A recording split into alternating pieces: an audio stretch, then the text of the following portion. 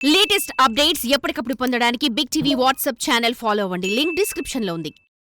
మాజీ మంత్రి రోజా వివాదాలతో ఇమేజ్ పెంచుకుంటున్నారా అంటే అవుననే సమాధానం వినిపిస్తుంది.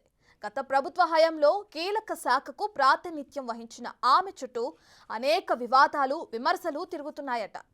అయితే తాజాగా టీటీడీ టూరిజం శాఖకు కేటాయించిన ప్రత్యేక ప్రవేశ దర్శనం టికెట్లు రద్దు చేయడంతో గతంలో జరిగిన అక్రమాలు మరిన్ని బయటకొచ్చే అవకాశం ఉందనే వార్తలు గుప్పమంటున్నాయి. తన శాఖను మేడం ఎందుకు కంట్రోల్ చేయలేకపోయారన్న వాదనలు తెరపైకొస్తున్నాయి. ఈ బాగోదం ఎంతవరకు దారితీస్తుందోననే ఉత్కంఠ వైసీపీలో నెలకొందనే సమాచారం.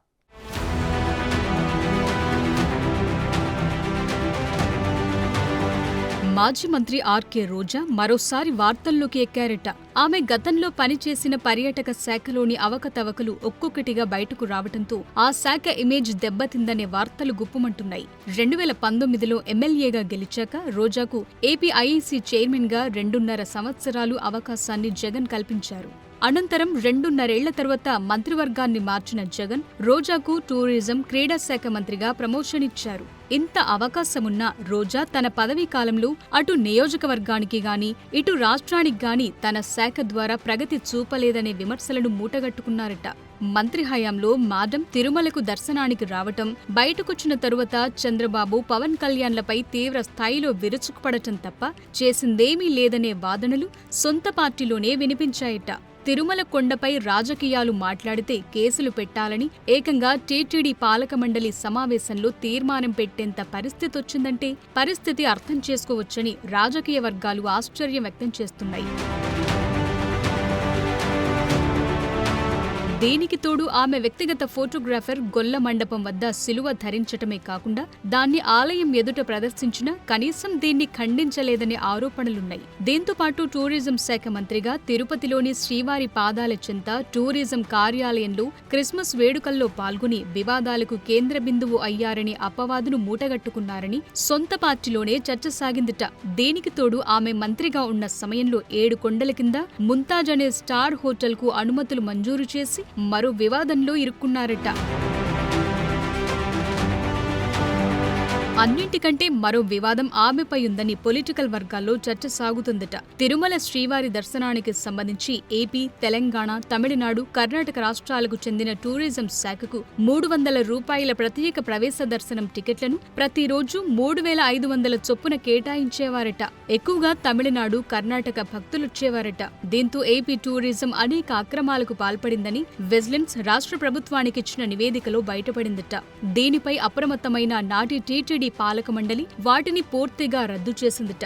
మరోవైపు టూరిజం శాఖకు లీజ్ బస్సులు నడుస్తున్నాయి. ఇవి చాలా వరకు ఎక్కడా తిరగటం లేదని సమాచారం. కేవలం తిరుమల టికెట్లు బుక్ చేసి బస్సులు తిప్పినట్లు, దానికోసం అద్దెలు పెద్ద ఎత్తున చెల్లించినట్లు ఆరోపణలు వెల్లువెత్తాయి. మాజీ సీఎం జగన్ కు అత్యంత సన్నిహితుడిగా ఉన్న ధనుంజయ రెడ్డి బావమరిది గిరిధర్ రెడ్డి తిరుపతి జిల్లా టూరిజం శాఖ అధికారిగా ఉంటూ అనేక దందాలు సాగించారని ఆరోపణలున్నాయి. ఆర్టీసీ డిపో మేనేజర్ అయిన సదరు ఉద్యోగిని డిప్యూటేషన్పై టూరిజం శాఖ తీసుకొచ్చారట. ఆయనతో పాటు ఉమ్మడి చిత్తూరు, కడప జిల్లాల రీజియన్ అధికారిగా పుంగనూరు నియోజకవర్గానికి చెందిన ఎంపీడీఓను నియమించడంతో ఇద్దరు అడ్డగోలుగా దందాలు చేశారని అనేక ఫిర్యాదులున్నాయట.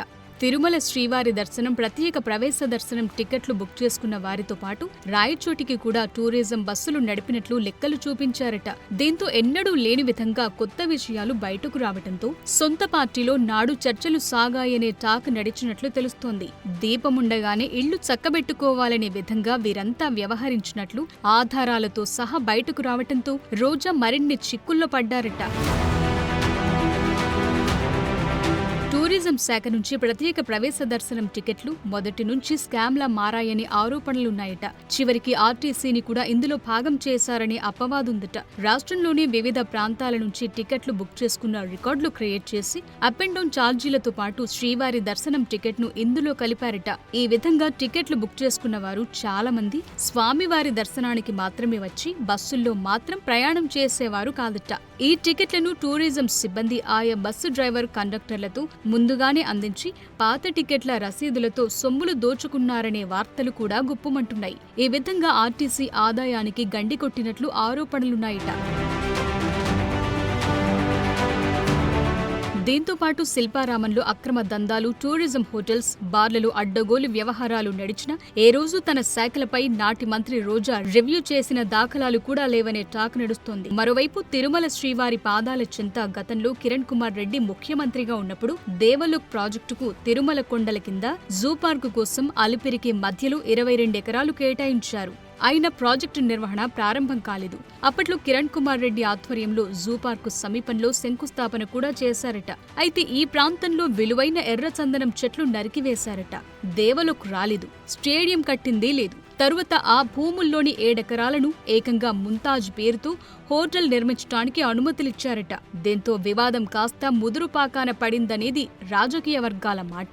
మొదట ఆ భూముల్ని ఒబెరాయ్ గ్రూప్ కిస్తున్నట్టు టూరిజం శాఖ వెల్లడించిందట. తరువాత ఆ ప్రాంతంలో ముంతాజ్ పేరుతో హోటల్ నిర్మాణం చేస్తూ బోర్డు పెట్టడంతో భక్తులు అవాక్కయ్యారట.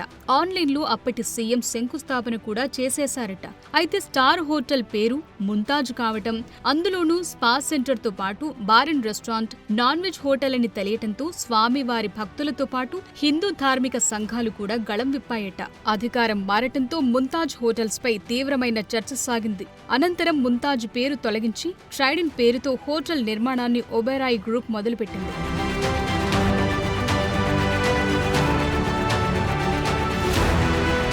ఏపీ ఐఈసీ చైర్మన్ గా ఉన్నప్పుడు సొంత నియోజకవర్గంలోని వడమాలపేట, విజయపురం మండలాల్లో పరిశ్రమల కోసం స్థల సేకరణ చేయించారు. అయినా అక్కడకు ఒక్కటంటే ఒక్క పరిశ్రమ వచ్చిన దాఖలాలు లేవు. ఉన్న పరిశ్రమలు కూడా పోయాయని స్థానికులే ఆవేదన వ్యక్తం చేస్తున్నారట.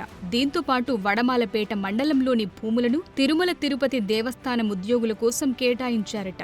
మరోవైపు నాడు మంత్రిగా ఉన్న రోజా వైసీపీ కార్యాలయానికి ఎయిర్పోర్టు వద్ద 2 ఎకరాల భూమి కేటాయించారనే విమర్శలను ఎదుర్కొన్నారు. క్రీడా శాఖ మంత్రిగా పనిచేసిన రోజా జగన్ జన్మదినోత్సవాలకు ఆడుదాం ఆంధ్ర పేరుతో హడావిడి చేయటం తప్ప రాష్ట్ర స్థాయిలో క్రీడాకారులకు సరైన శిక్షణ శిబిరాలు నిర్వహించనే లేదట. ఫెడరేషన్ పేరుతో క్రీడలు నిర్వహించినా ఎక్కడా వాటికి గుర్తింపు లభించలేదట. చివరకు ఉన్నత చదువులకు కూడా ఇవి ఉపయోగపడలేదని చాలా మంది ఆవేదన వ్యక్తం చేస్తున్నారట. అటు శాఖ మీద పట్టు తెచ్చుకోలేకపోగా నోటెదురుసుతో పార్టీకి నష్టం చేకూర్చారని అటు పార్టీలోనూ చర్చ సాగుతుందట. భవిష్యత్తులో మరిన్ని వివాదాలు బయటకొస్తాయోనని పార్టీ వర్గాల్లోనే చర్చ సాగుతోందట.